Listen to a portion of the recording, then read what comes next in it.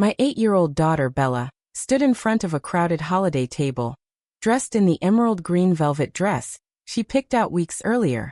Her fingers gripped a small red gift box tightly. Around her, the adults laughed, sipping wine and clinking glasses, too wrapped up in themselves to notice her. Except me. I was watching everything closely.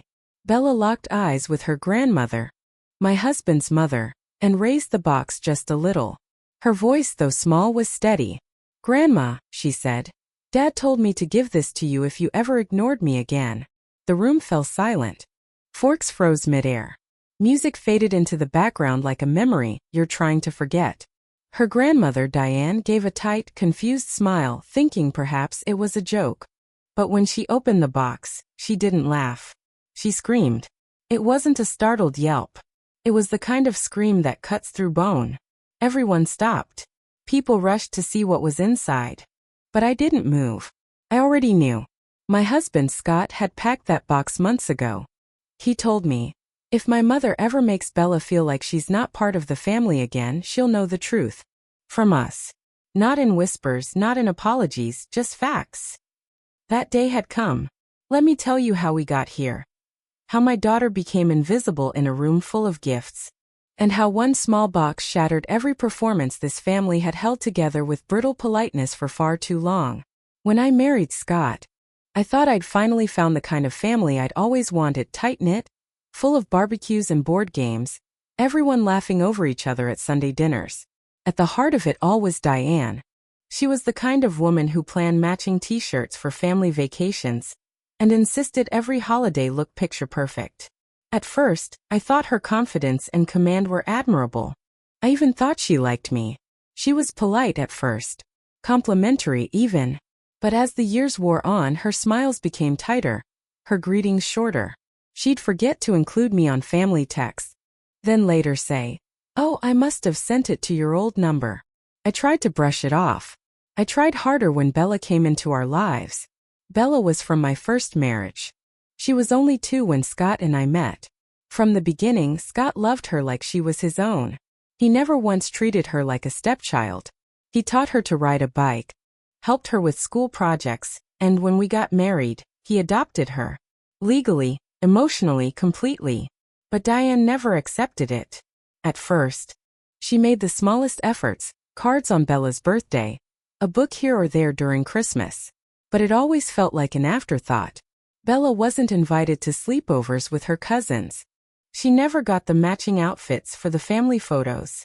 Diane would call Scott's niece Emma, my sweet angel, and gift her expensive dance outfits, while Bella would get a dollar store coloring book that had clearly been tossed into the bag last minute. I tried to rationalize it. I told Bella that Grandma loved her in her own way. I said Diane was forgetful, distracted, stressed, but every year it got harder to explain away. At Thanksgiving, Diane gave each grandchild a personalized ceramic mug, gold-painted names on the front. Bella? She got a plain one from the back of the cupboard. No name. No gold. Just ceramic. That night, Bella whispered, "Maybe she thinks I'm just visiting." I didn't sleep that night. Neither did Scott. I'd bring it up after Bella had gone to bed. "Did you see that?" I'd ask him. She didn't even look at Bella during dinner. Scott would nod. "I noticed," he'd say. "But what do you want me to do?" I wanted him to say something. I wanted him to stop pretending we could keep the peace by keeping quiet. But he was stuck in the middle, between the mother who raised him and the daughter who chose him. Then came this Christmas. We arrived at Diane's house early. Her living room looked like a magazine cover. Garland everywhere, twinkling lights, glittering table settings. Bella walked in wearing her green dress, her curls pinned back, carrying the trinket box she had painted for Diane in art class. It was wood, covered in rhinestones and glitter glue. She wrote "Grandma" across the top in silver sparkle pen. Diane didn't even glance at it. She took it absent-mindedly and dropped it on the sideboard.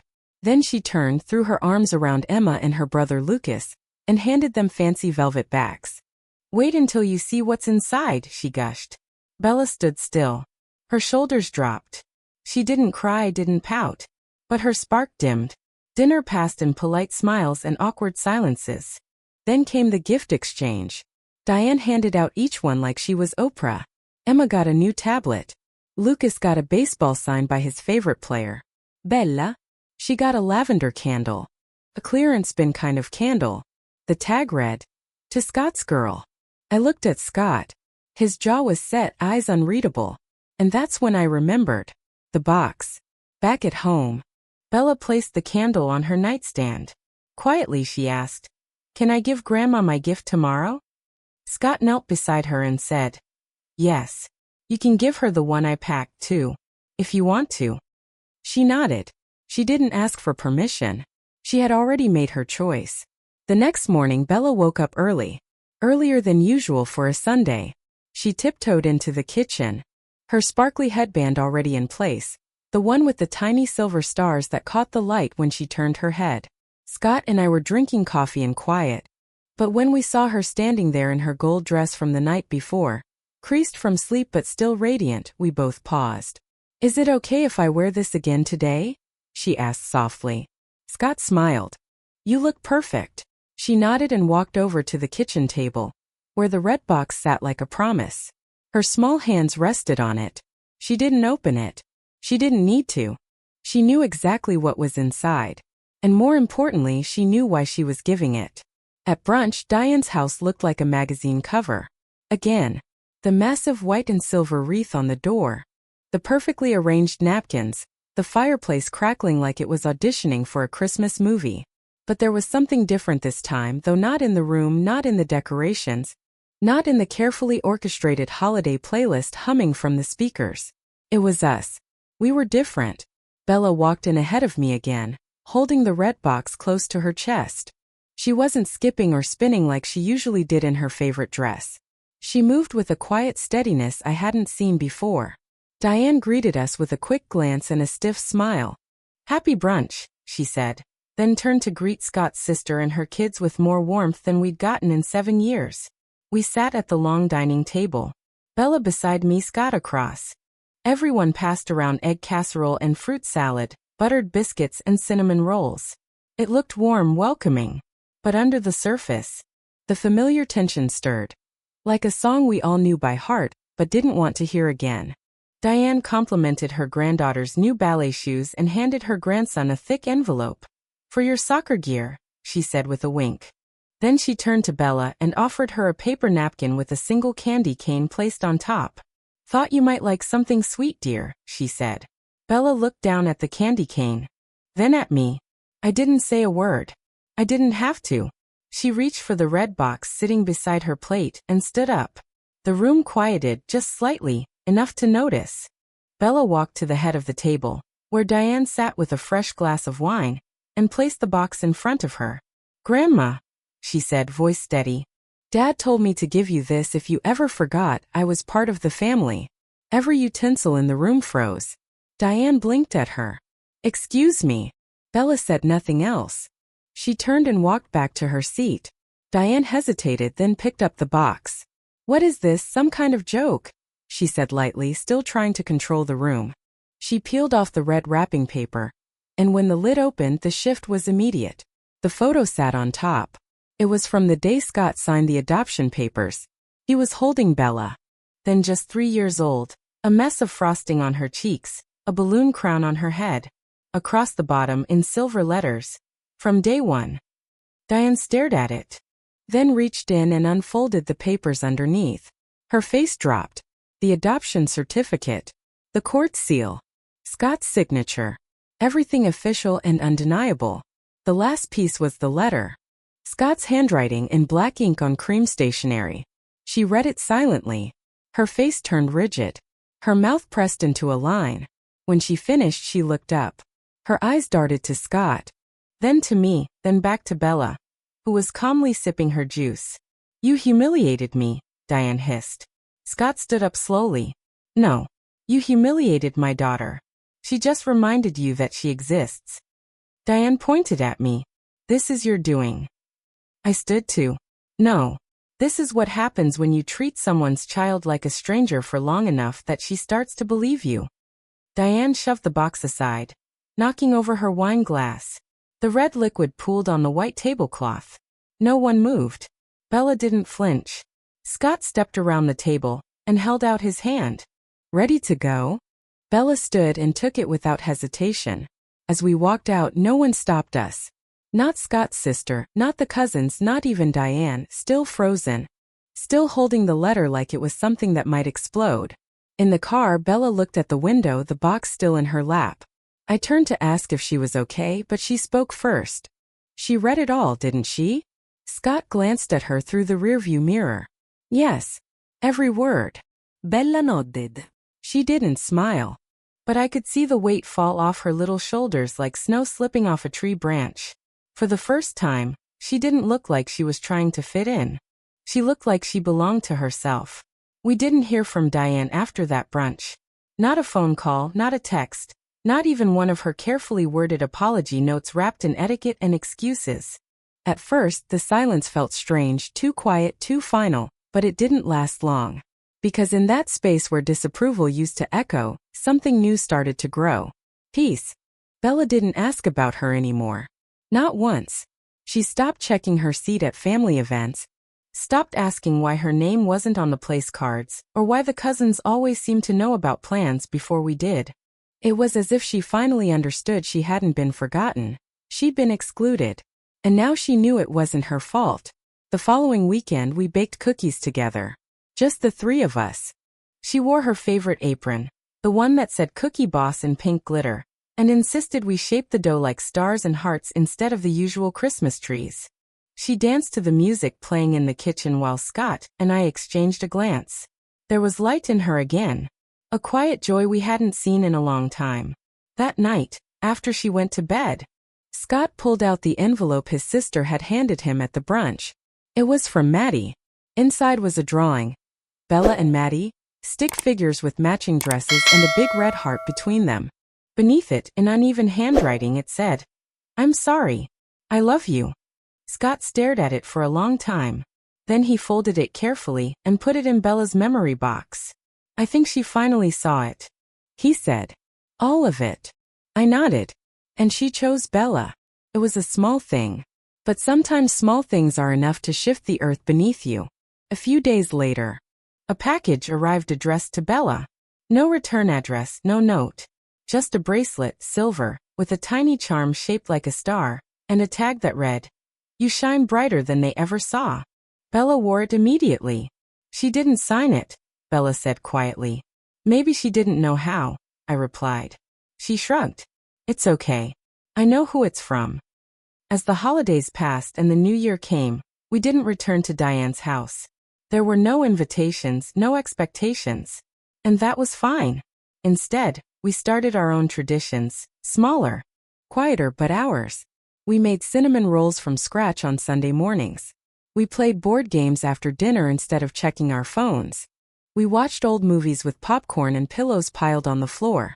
And for Bella's birthday in February, we let her plan the entire day. She chose a movie marathon, rainbow cupcakes, and matching pajamas for everyone. No themes, no guest list politics, no pressure. Just the people who made her feel seen. I think that's what changed most, our definition of family. We stopped trying to meet other people's standards and started creating our own. And Bella? She bloomed. She raised her hand more in school. She invited new friends over for playdates. She stopped flinching when someone mentioned the word grandparent. It wasn't that she forgot. It was that she no longer waited for something she knew would never come. One afternoon in March, as I was folding laundry, she came into the room holding the bracelet. She twisted it in her fingers for a second, then said, "Mom." "Yes, baby. Do you think I did the right thing?" I sat down beside her. "What do you mean?" "Giving Grandma the box. Telling her like that." I looked at her carefully. "Do you wish you hadn't?" She shook her head. "No. I thought it would change her. But it didn't." I put my arm around her. "Sweetheart, sometimes telling the truth isn't about changing other people. It's about changing how we let them treat us." She leaned against me. "It changed me. That's what matters most." Later that night, Scott and I sat in bed, the lights dimmed. Bella already fast asleep down the hall. He turned to me, voice soft. "I used to think keeping the peace meant staying quiet. But peace isn't silence. It's protection. I reached for his hand. You protected her. In the most important way. I just wish I'd done it sooner. She needed it now. And you gave her the words to speak when ours weren't enough. He looked at the ceiling, exhaled. That letter was for my mother. But the box? That was for Bella. I smiled. And she knew exactly what to do with it. We fell asleep that night without the usual heaviness, without the quiet guilt that had followed us for years. Because even though everything hadn't been made right, something had been made whole. Our daughter had stood up in a room where she was once invisible and declared that she mattered. And we stood behind her. Spring arrived with an easy kind of quiet. The kind you don't notice at first until you realize the heaviness of winter is gone. Our house smelled like lemon soap and fresh laundry. And Bella had started waking up early again, not because she had to, but because she was back to building blanket forts in the living room and choreographing silly dances with her friends on FaceTime. Scott and I were healing too, though we didn't talk about it out loud. We just started doing things differently. He cooked more. I laughed more. We left dishes in the sink if it meant sitting on the porch together while Bella rode her skoo. We still hadn't heard Fro. No birthday card for Bella. No phone call. No epalegi. First, I thought that silence would keep me angry, but it didn't. It just made room for truth. Her absence confirmed what we already knew. Bella had never been the one who failed to fit in. Diane had failed to make room. And now we'd stopped waiting. One evening in April, as I packed up some winter clothes from Bella's closet, I found the red box tucked neatly on her bookshelf. I hadn't seen it since the brunch. She hadn't mentioned it. But it sat there like a closed chapter, one she'd marked and placed on the shelf. Not forgotten, just no longer needed. She walked into the room, her hair damp from her bath, pajamas sticking slightly to her still damp shoulders. You found it, she said, noticing the box. I did, I replied gently. You kept it. I didn't want to throw it away, she said. But I didn't want to open it again either. I nodded. You don't have to. That moment is yours forever. You already lived it. She reached for it, opened the lid and stared at the photograph of Travis, her dad, holding her as a toddler, cake on her cheeks, grinning wildly. Dad looks so happy, she said. He was. He still is, I replied. She smiled, then closed the box again and placed it back where it was. Then that's enough. That night, as I watched her sleep, I realized something I hadn't before.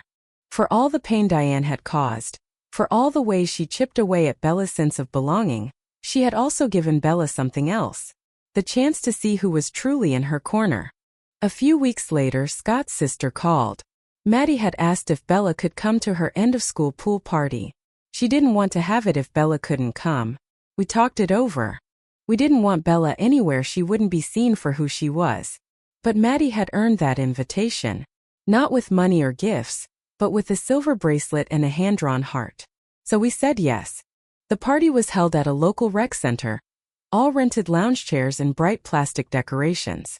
We drove Bella there together. She wore her favorite swimsuit, the teal one with the rainbow ruffle, and packed her goggles, sunscreen, and a card she made for Maddie herself. When we arrived, Diane was there. I hadn't expected that. She stood near the snack table in her usual linen pants and coral lipstick, talking with a group of other parents like nothing had happened. My stomach turned, but Bella didn't hesitate. She walked straight over to Maddie and hugged her tight. Diane looked our way. I saw the flicker in her eyes, recognition, discomfort, maybe even guilt. But she didn't come over. Good. We weren't there to make peace. We were there for our daughter. For her joy. Her friends. Her space. Scott stood beside me, calm and still, watching Bella laugh as she cannonballed into the shallow end. For a while we said nothing. Then he leaned in and said, "This is what family looks like." And it was. Not matching outfits or perfect photos. Not approval bought with compliance. It was belly laughs and goggles slipping off heads. It was kids playing in water like nothing could ever break them. It was resilience in glitter-painted toenails and friendship sealed in poolside snacks and sunblock-smeared hugs. We stayed the whole party. When we left, Bella climbed into the back seat. Still dripping, still glowing. "Did you have fun?" I asked. "The best," she said. "Did you see Grandma?" I paused. I did. She tilted her head, thoughtful. She didn't say hi. No, I replied. She didn't. Bella looked out the window, then back at me. That's okay, she said. I said goodbye a long time ago. I reached back and squeezed her hand. I know you did, baby. And I'm proud of you. So proud. That night I watched Scott tuck her in, brush the hair from her forehead, and whisper something that made her giggle before kissing her cheek. When he stood and looked at me, I saw it again, peace, real peace in his eyes. We weren't waiting to be accepted anymore. We had chosen each other. Summer came in like a quiet promise, long evenings, warm breezes, and the kind of calm that only happens when you finally stop chasing other people's approval.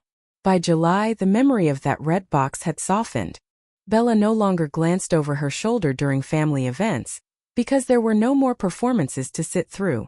We had stopped showing up to be tolerated. Now, we showed up only where we were wanted. And strangely, life didn't feel smaller. It felt wider. We were at a neighborhood block party when the next unexpected shift arrived. It was Maddie's mom, Scott's sister, who approached us by the lemonade table.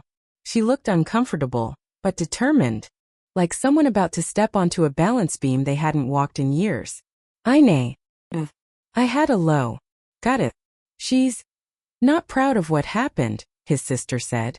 She won't admit it outright. But I think she knows she crossed a line. She keeps saying she didn't mean to hurt Bella. I raised an eyebrow. Not meaning to hurt someone doesn't undo the hurt. I know, she nodded. That's what I told her. And I also told her that if she wants a relationship with any of us moving forward, it has to include Bella. Fully. No exceptions. No half-hearted gestures. Scott's jaw eased slightly. She didn't argue, his sister added. She just looked tired. And then she asked if she could write Bella a letter. That surprised me. A letter? I asked. She said she doesn't expect to be forgiven, but she wants Bella to know she was seen, that she mattered. She asked if I'd deliver it. Scott looked at me, and for a moment, neither of us knew what to say. The door had opened, but softly, cautiously, as if even Diane knew it could slam shut just as fast. We'll talk to Bella, I said. And if she wants to read it, she can. That night, we sat with Bella in the backyard, just the three of us and a couple of citronella candles keeping the bugs away. June bugs buzzed overhead. Bella lay on a blanket between us, her face lit by string lights. She wrote me a letter? She asked, blinking up at the stars. She did, Scott said gently. But you don't have to read it unless you want to. Bella was quiet for a while, then shrugged one shoulder. Okay. But I don't want her to think I'm gonna come over or anything. You don't have to, I assured her. You're in charge of your space. The letter arrived the next morning, tucked into a cream-colored envelope with Bella, written in delicate cursive. She opened it carefully, slowly, like peeling back the past itself. The letter wasn't long. Diane had written about the first time she saw Bella, tiny, curious, clutching a sippy cup and a teddy bear. She admitted she didn't know how to love a child who hadn't come from her family tree, and she was ashamed of that now. She wrote that she had been wrong about what makes someone family, about what matters, and most of all, about Bella. I see now that you've always been mine, she wrote, even if I didn't treat you that way. When Bella finished reading, she handed me the letter. It's nice, she said, but I don't need her to be sorry for me. I just needed her to stop ignoring me. I wrapped an arm around her. Do you want to write back? No, Bella said softly. I just want to keep playing outside. And that was her answer. Not cruel. Not vengeful. Just clear.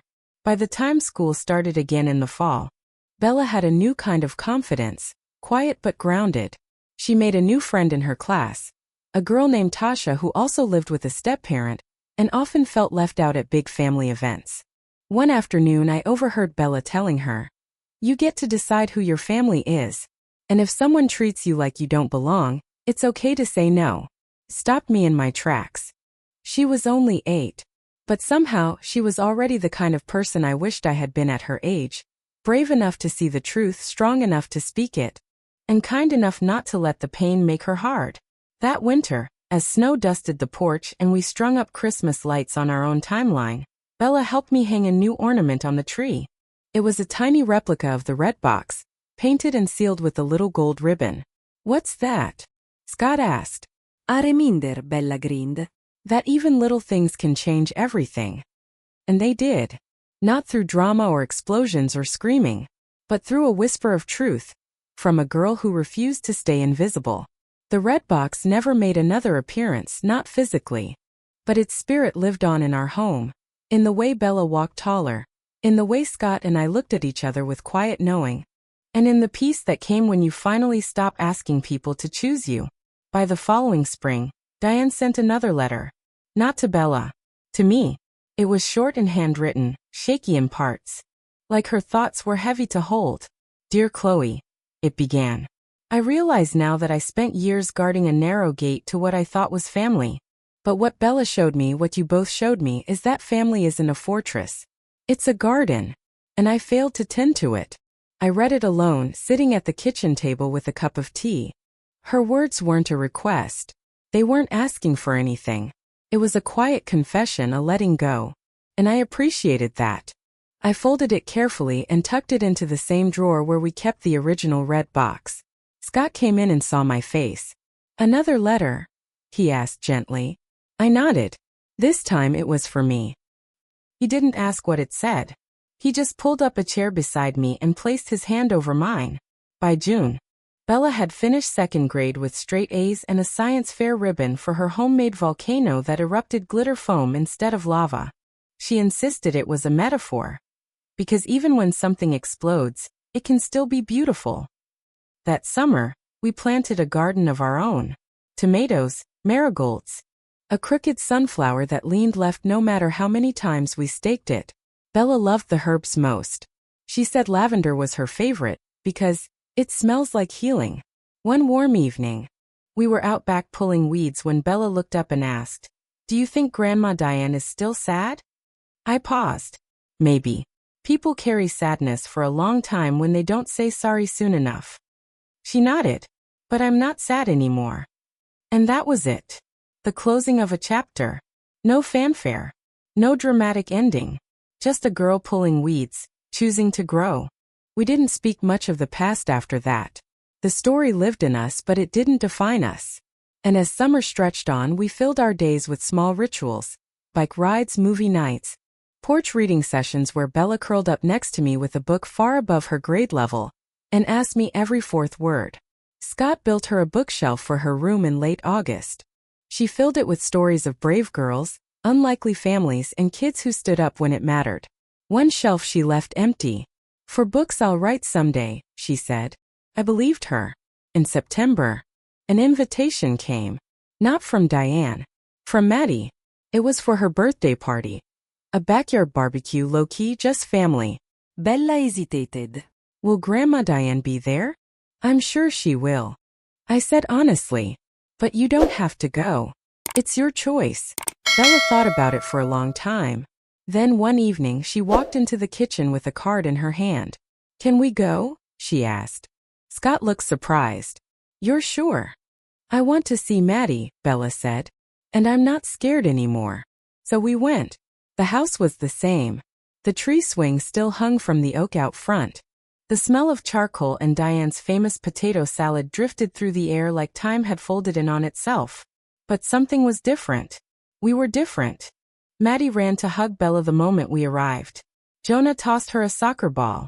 Even Diane, who stood by the patio with a glass of iced tea, looked at Bella and said, I'm glad you came. Bella nodded. Me too. It wasn't warm. It wasn't cold. It was neutral. And for now that was enough. We stayed for an hour. Long enough for Bella to eat cake, play tag, and laugh until her cheeks turned red. Long enough for Scott to chat with his sister. Long enough to show that we weren't hiding, but we also weren't pretend.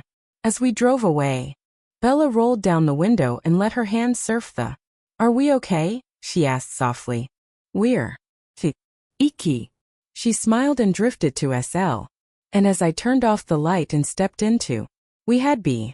A daughter's voice. A father's choice. A mother's. And not just, but. One of the most powerful lessons from this story is that silence does not always equal peace. And kindness does not mean accepting mistreatment.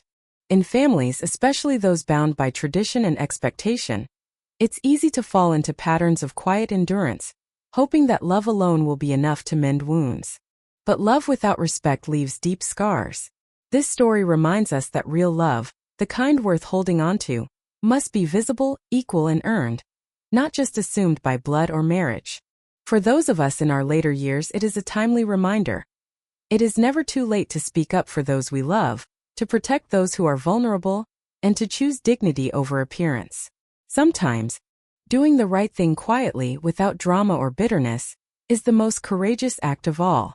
And while healing may take time, choosing truth, especially in the face of long-held silence, can lead to a kind of peace that no apology ever could.